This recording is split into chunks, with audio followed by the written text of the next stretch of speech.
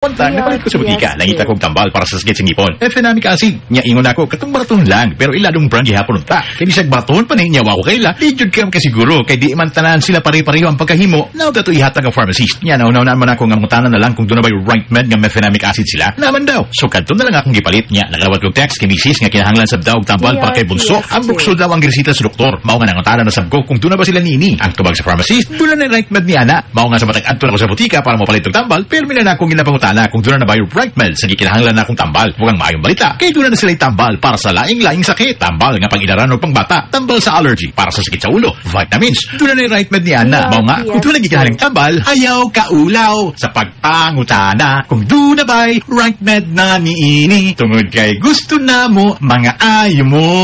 Aron may baluan kung unsa nga mga tambal nga dunang right med, bisita lang ang www.rightmed.com.ph o kahapag message sa right med official page sa Facebook. If symptoms persist, consult your doctor.